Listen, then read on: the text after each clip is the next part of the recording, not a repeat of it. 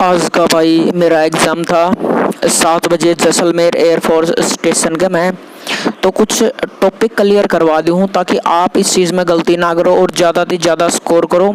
मैंने I think score कर रहा है 125 आउट ऑफ 150। 150 नंबर का टोटल पेपर हुआ है। 0.25 नेगेटिव मार्किंग थी। इसका मतलब 1/4 नेगेटिव मार्किंग बताई गई है इनके द्वारा।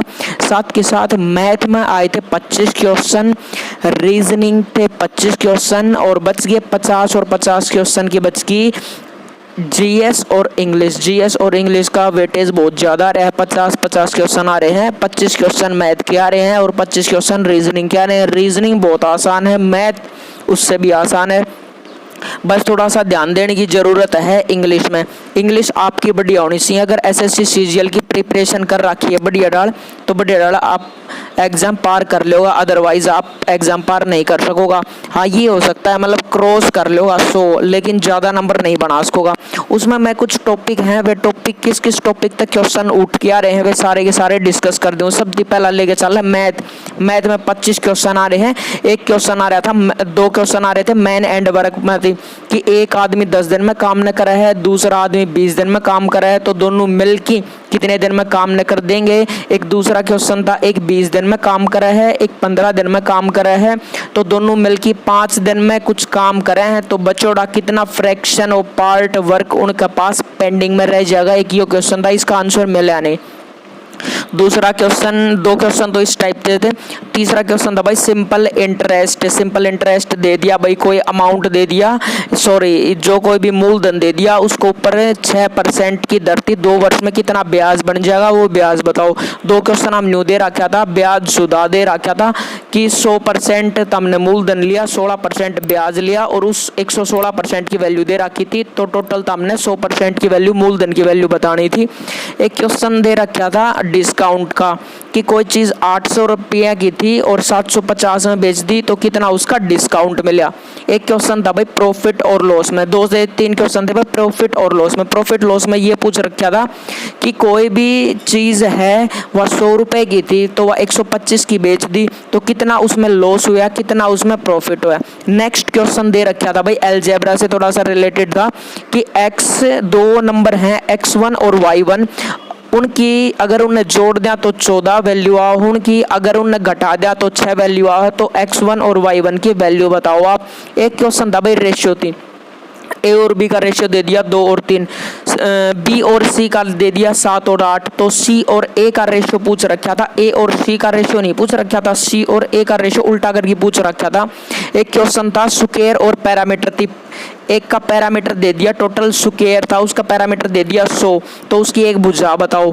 उससे रिलेटेड एक सर्कल का सवाल था कि सर्कल की रेडियस दे दी गई, उस रेडियस का पूछ लिया गया कि ये जो रेडियस है, ये जो सर्कल बना है, इसका पूरा का पूरा एरिया कितना होगा।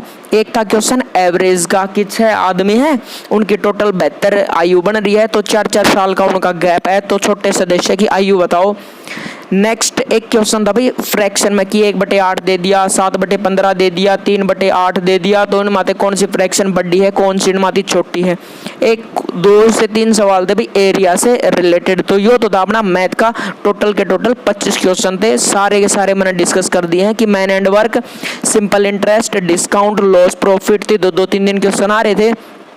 अलजेब्रा से एक क्वेश्चन था, रेशियो प्रोपोर्शन से 2 क्वेश्चन थे, स्क्वायर पैरामीटर हो गया, फ्रैक्शन होगी बड़ी छोटी देखनी, एरिया हो गया, एवरेज हो गया, इनसे 2-2 एक-एक क्वेश्चन और इस टाइप के सारे 25 क्वेश्चन बन जाते हैं। अब मैं आपको बता रहा हूँ कि रीजनिंग में किस किस हिसाब से कौन कौन से 25 क्वेश्चन आए थे, किस किस तरीके के थे, वो सारी की सारी चीज़ें मैं डिस्कस कर दे रहा हूँ। अब देखो रीजनिंग में 25 क्वेश्चन आए थे, मोस्टली थे नंबर सीरीज से रिलेटेड। नंबर सीरीज मैंने बूझ लिया, स्क्वायर ऑफ -1 कर दिया, किसी में +1 कर दिया, किसी में 2 जोड़ दिया, किसी में 2 घटा दिया, किसी में कंसेप्ट धर दिया कि को प्राइम नंबर का कंसेप्ट धर दिया, प्राइम नंबर का कंसेप्ट धर दिया। न्यू बूझ लिया 5 का स्क्वायर अगर 25 है, 5 का स्क्वायर 25 है तो 10 का स्क्वायर कितना होगा।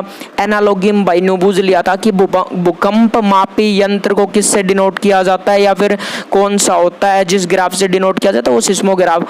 ब्लड रिलेशन से क्वेश्चन थे कि कोई लड़की किसी औरत को और इशारा करते हुए कहते हैं उसकी बुआ की लड़के की चाची की लड़की है तो उसका क्या संबंध होगा उस लड़की से।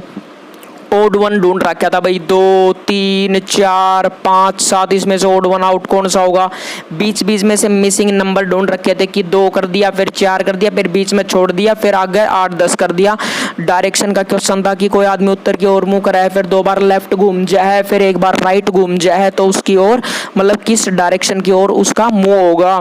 साथ के साथ एक यो क्वेश्चन भी दे रखा था कि बुल्गारिया ने उल्टा करके रख दिया, तो इसी तरीके से एक कोरेजियस नाम का वर्ड था, उस कोरेजियस को फिर से उल्टा करके देखना था कि कौन सा ऑप्शन सही रहेगा। फिर एक न्यू लिख दिया, 1 के स्क्वायर 1 2 हो गया, तो 2 का स्क्वायर प्लस 2 6 हो गया, तो इसी तरीके से 3 का स्क्वायर प्लस 3 किस टाइप से होगा।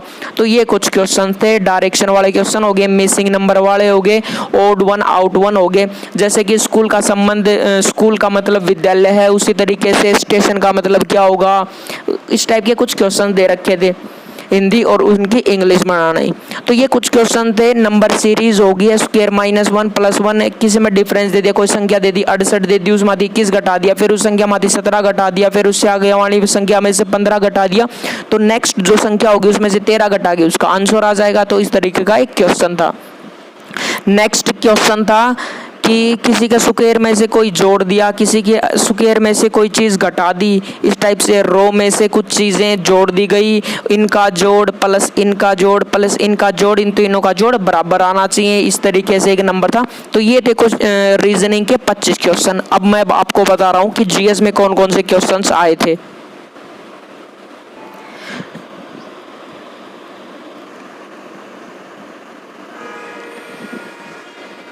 अब बता दे रहा हूँ भाई मैं आपको जीएस में कौन कौन से क्वेश्चन आए थे। एक चीज दे रखे थे भाई, मास अपॉन वॉल्यूम डेंसिटी का एक रिलेटेड क्वेश्चन था। इसमें न्यूज रखी थी कि डेंसिटी इतनी है, अगर मास उसने 2 गुना मास कर देगा तो डेंसिटी कितना गुना हो जाएगी। इकोनॉमिक्स से क्वेश्चन थे, एक तो इन्फ्लेशन का क्वेश्चन था, एक था डिफ्लेशन का क्वेश्चन कि इन्फ्लेशन वस्तुओं की मांग कैसे बढ़ती है कैसे घटती है, एक तरीका का ये 2 से 3 क्वेश्चन इस तरीके से इकोनॉमिक्स से। देखो एक था राउफ नृत्य किस राज्य से संबंधित है, 368 अनुच्छेद संशोधन अधिनियम के बारे में बताता है या फिर नहीं बताता है। पंथ निरपेक्ष गुण, ये अखंडता, ये जो शब्द हैं ये 2 से 3 शब्द दिए गए थे, इनमें से ये बताना कि प्रस्तावना में कौन सा शब्द नहीं है।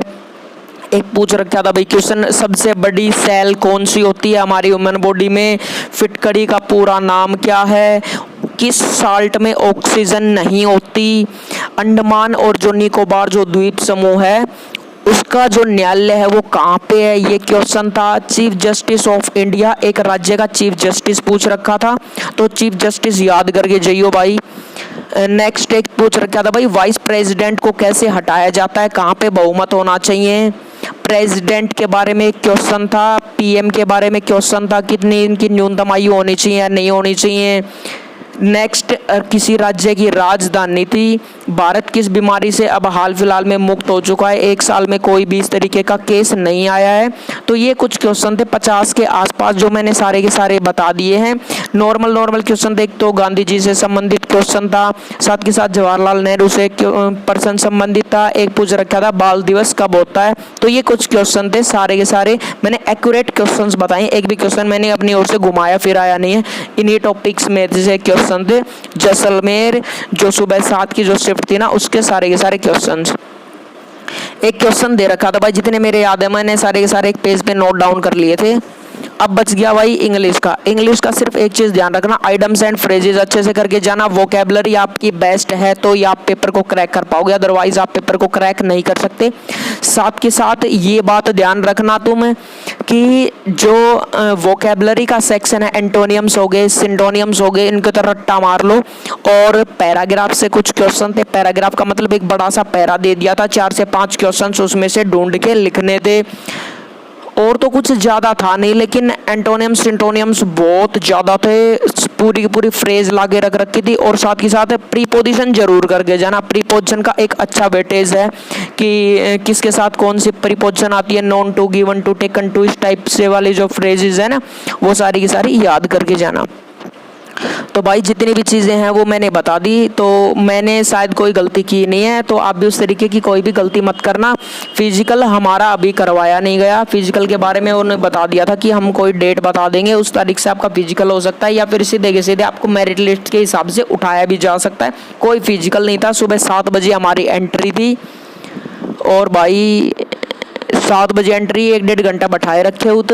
फिर उसके बाद 2-2.5 किलोमीटर अंदर ले गए, हमारा पेपर क्रैक करवाया, मतलब जो हमारा पेपर था वो क्लियर करवाया। फिर हमने उल्टे वापस छोड़ गए थे 1:30-2 बजे। तो सुबह 7 बजे एंट्री टाइम था, 8 बजे पेपर, 8 से 9 के आसपास पेपर था। 2 घंटे का पेपर था भाई, 2 घंटे का पूरा पेपर था। 150 क्वेश्चन थे, हर एक क्वेश्चन का 1-1 नंबर था भाई, ठीक है।